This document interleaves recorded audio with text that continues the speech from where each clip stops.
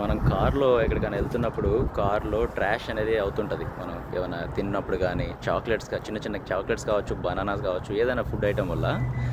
So అలాంటప్పుడు మరి ఏం చేయాలి? దాన్ని బయట వేయకూడదు కాబట్టి.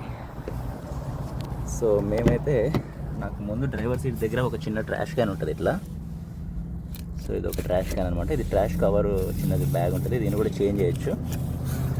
ప్లస్ అలాగే వెనకాల కూడా ఇలా ఒక ట్రాన్స్పరెంట్ బ్యాగ్ పెట్టుకొని దాంట్లో ట్రాష్ వేస్తుంటాం. దీన్ని మేము ఇంటికి వెళ్ళిన తర్వాత క్లీన్ చేసేస్తాం అన్నమాట, ట్రాష్ వేసేస్తాం. అందుకే అలా చేయడం వల్లనే ఇలా ఉంటుంది, బయట వేయకూడదు ట్రాష్. సో అదొక్కటే వే. ప్రతి మనం వెళ్ళే అడుగున ఎక్కడ ట్రాష్ క్యాన్స్ ఉండవు. సో మీరేం చేస్తారు? ఒకవేళ మీకు కార్లో వెళ్తున్నప్పుడు ట్రాష్ వస్తే మీరేం చేస్తారు? జస్ట్ అలా విండో రోల్ డౌన్ చేసేసి బయట వేస్తామని మాత్రం చెప్పకండి. సో మీరేం చేస్తారో చెప్పండి.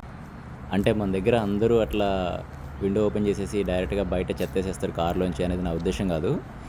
ఎవరికైనా కార్లో చెత్తను ఎలా మేనేజ్ చేస్తారు, ఇక్కడైనా అమెరికాలోనైనా ఇండియాలోనైనా ఎక్కడైనా కూడా అనే విషయం తెలియకపోతే తెలపడానికి ఇది ఒక షార్ట్ వీడియో. ఇక్కడ మీరు చూస్తున్నది ఇది ఒక స్కూల్ ఏరియా.